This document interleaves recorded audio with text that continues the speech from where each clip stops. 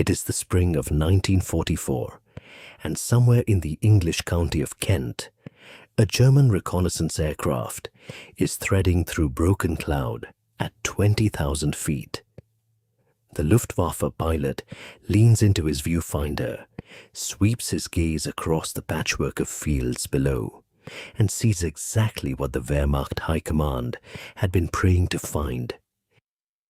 There are tanks, hundreds of them, lined up in great dark columns along country lanes.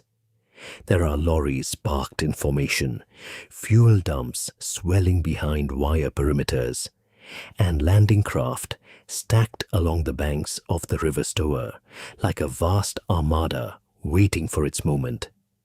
The pilot banks, fires his camera, and turns for home with what he believes is the intelligence coup of the war. He has seen precisely what British intelligence wanted him to see. Every tank in those Kent fields is made of inflated rubber. Every lorry is painted canvas stretched over a wooden frame. The landing craft are plywood and hessian. The fuel dumps hold nothing but air, and the vast, powerful army they represent, the 1st United States Army Group, supposedly commanded by General George S. Patton, the most feared battlefield commander in the Allied arsenal, does not exist at all. This was Operation Quicksilver, the centerpiece of a broader deception plan known as Operation Fortitude, and it is one of the most audacious, elaborate, and consequential lies ever told in the history of warfare.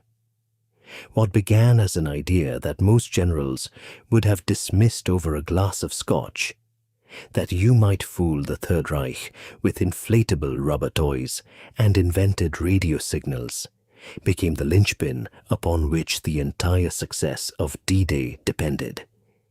The men who crossed the beaches at Normandy on June 6, 1944, had no idea that their survival that day owed as much to a collection of props and signals officers as it did to their own courage.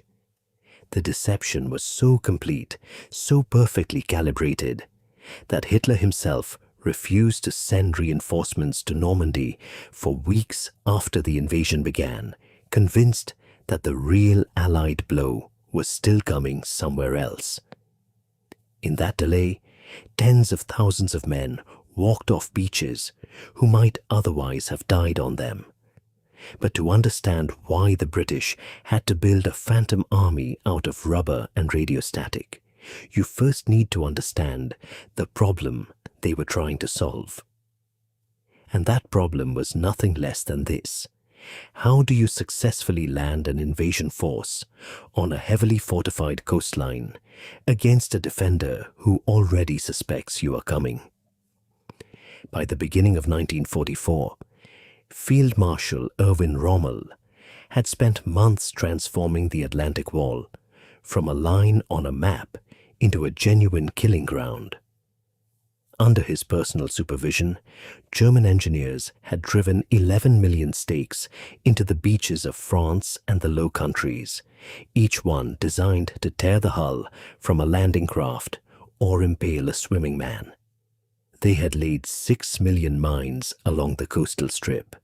Rommel knew, with the clear strategic vision that had made him famous in North Africa, that if the Allies were to be stopped, they had to be stopped at the waterline, in the chaos and vulnerability of the landing itself. The first 24 hours of the invasion, he told his officers, will be decisive. He was right. He simply could not have known how decisively the British had already rigged those hours against him. The fundamental challenge facing the Allied planners was one of arithmetic, and it was brutal.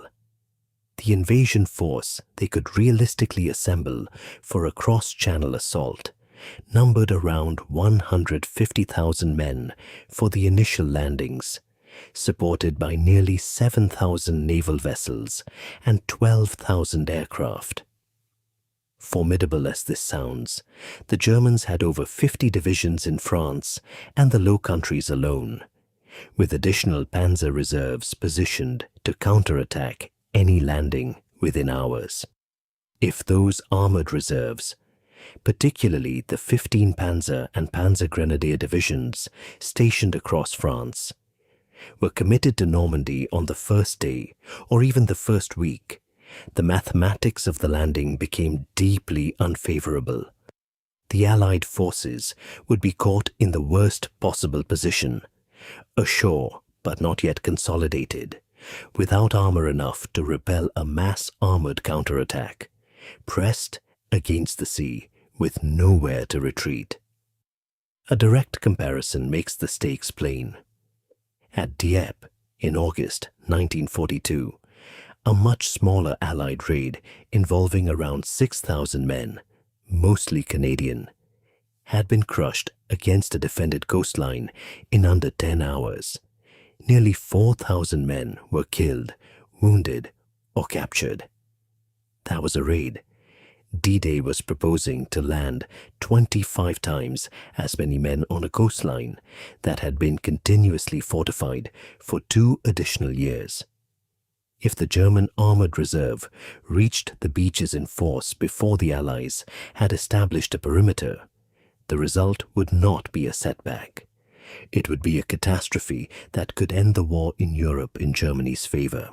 The only possible solution was not to defeat those panzer divisions in battle. That would take weeks the invasion simply could not afford.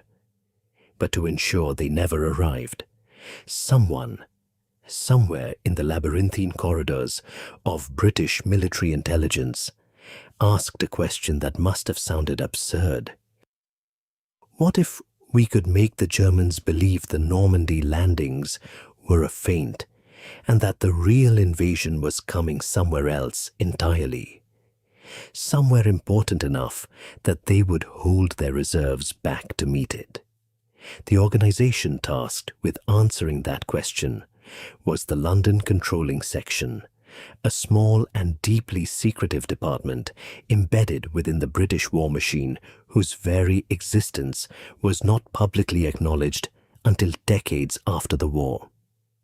It reported directly to the Chiefs of Staff and had the authority to coordinate every branch of British intelligence in service of strategic deception. By early 1943, it had come to work in close partnership with the 20 Committee, so named because the Roman numerals 20 form a double cross, which was the rather dry British joke at the heart of the entire enterprise.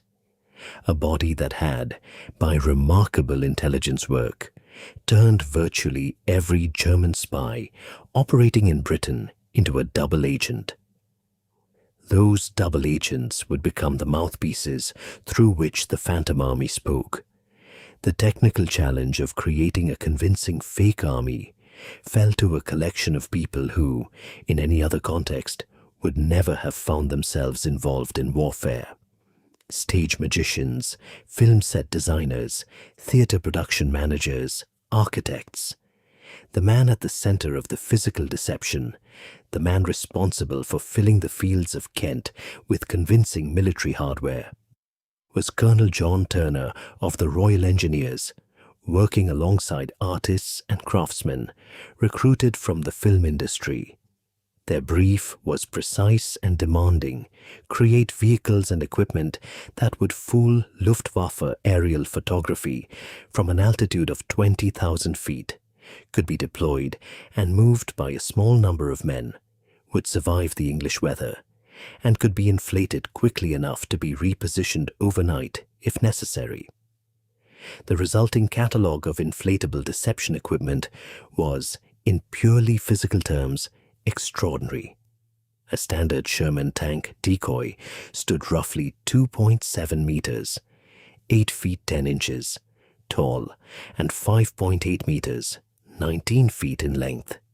It weighed approximately 200 kilograms, light enough for 6 men to carry, and could be fully inflated using a standard compressor in under 4 minutes.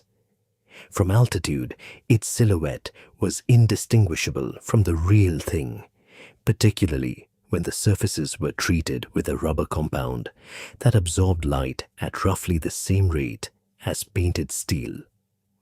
Landing craft were produced in similar fashion, some stretching to over 30 meters in simulated length.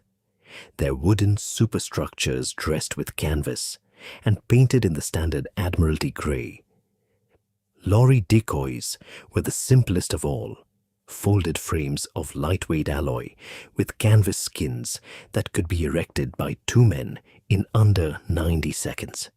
1 unit of 50 men could, in a single working night, plant the visual evidence of an entire armored regiment. These physical props, however, were only the most visible layer of the deception.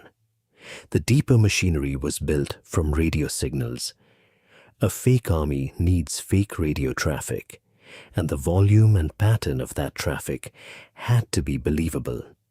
Signals units of the Royal Corps of Signals generated thousands of fake transmissions, logistics requests, fuel reports, maintenance schedules, personnel rosters, all attributed to the fictional 1st United States Army Group, and all precisely calibrated to the level of traffic a real formation of its supposed size would produce.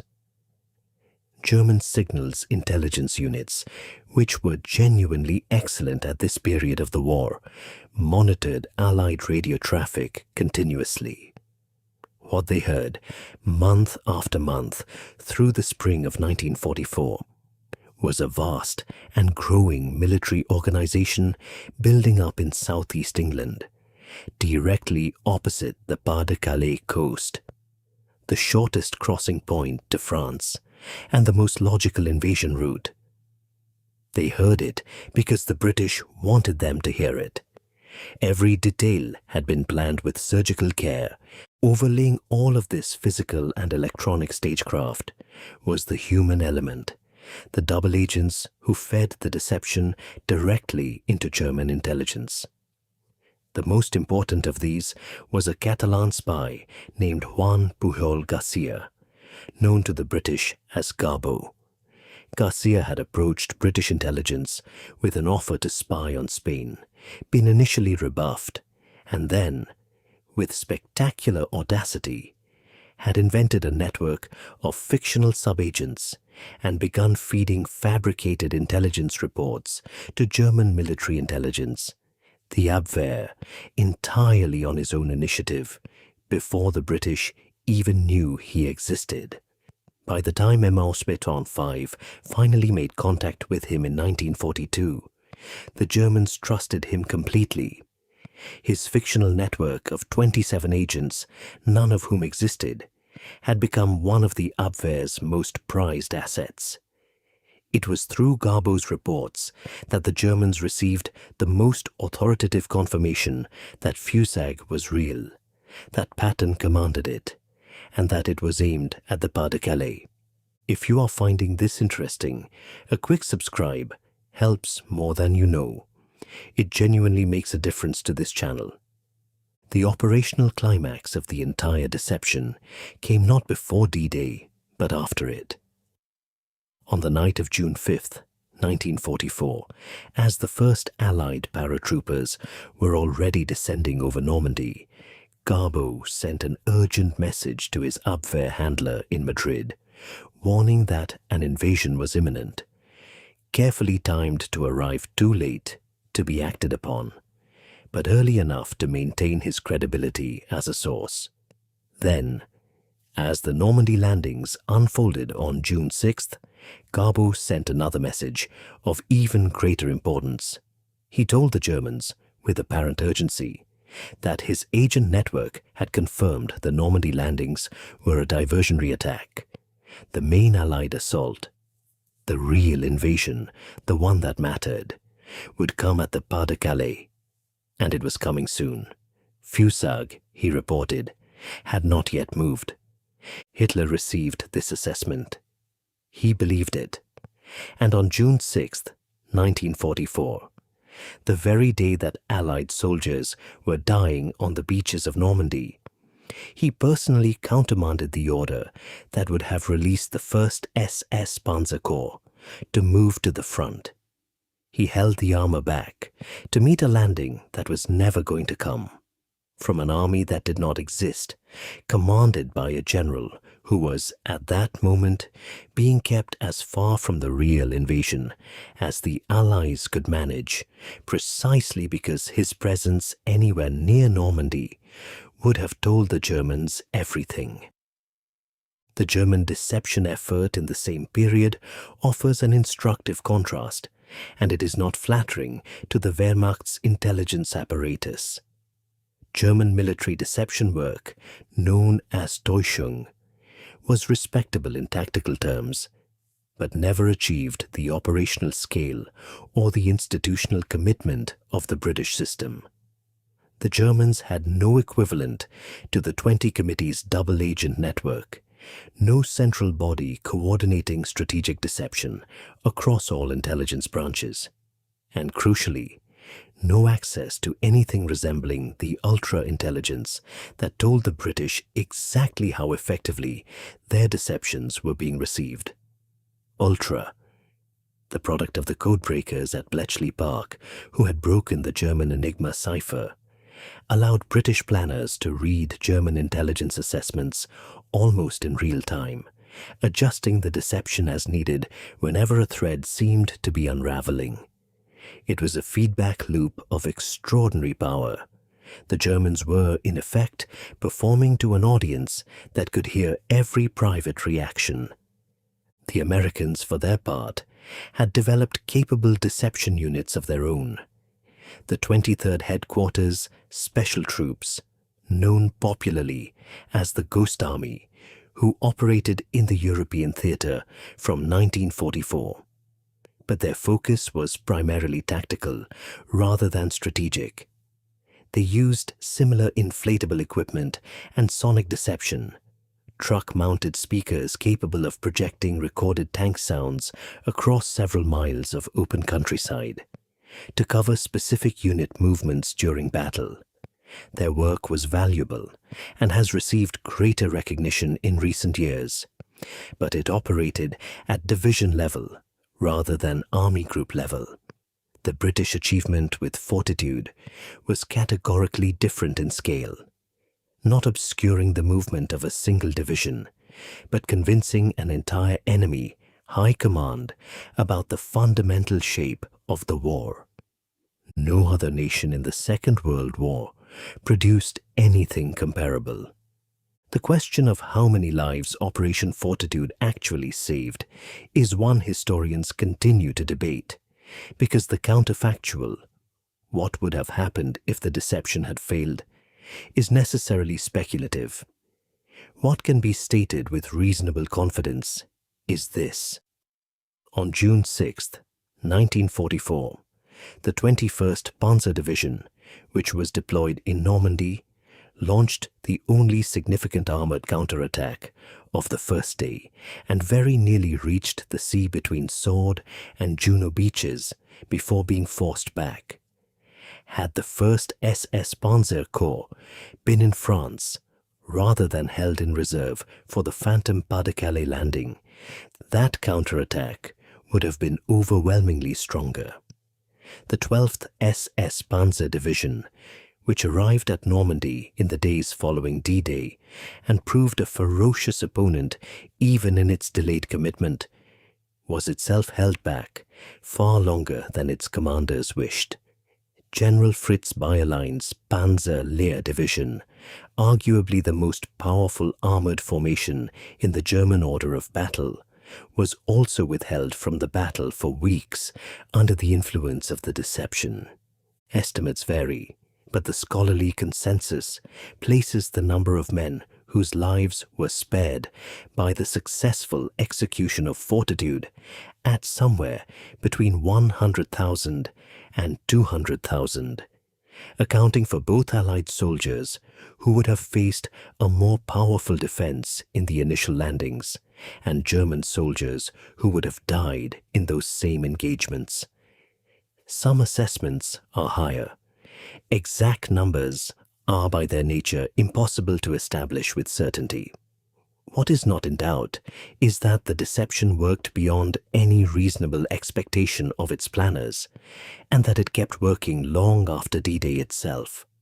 The Germans continued to believe in Fusag and the Pas-de-Calais threat until late in July 1944, 7 weeks after the landings, by which time the Allied beachhead in Normandy had been consolidated beyond any possibility of being thrown back into the sea. The physical remnants of the operation are few. Inflatable rubber decoys are not built for posterity. One surviving Sherman tank decoy, restored to partial inflation, can be viewed at the Imperial War Museum in London, where it occupies a position of some philosophical irony. A fake weapon displayed as a genuine artifact of war in a museum dedicated to the real thing. The records of the London controlling section were classified for decades, and some elements of the deception planning remain only partially declassified. Juan Pujol Garcia, Carbo, received the MBE from the British and the Iron Cross from the Germans, almost certainly the only man in history to have earned decorations from both sides in the same conflict. He later faked his own death, spent decades living quietly in Venezuela, and was finally brought back to Britain in 1984, 40 years after his greatest moment, to meet the Duke of Edinburgh. Return for a moment to that German reconnaissance pilot over Kent in the spring of 1944. He has come back with his photographs, and they have been developed, analyzed, cross-referenced with radio intelligence and agent reports, and laid before the Wehrmacht's intelligence staff. Everything confirms the same picture. The massive build-up in southeast England is real. Fusag is real. Pattern is there. The threat to the Pas-de-Calais is there.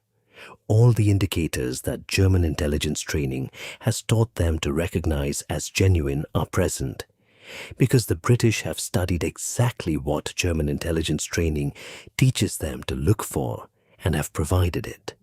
Every flag, every radio frequency, every tire track in a muddy field, with the precision of craftsmen who know their audience completely. The pilot does not know that the tanks he photographed were inflated over their frames by men with hand pumps the previous morning.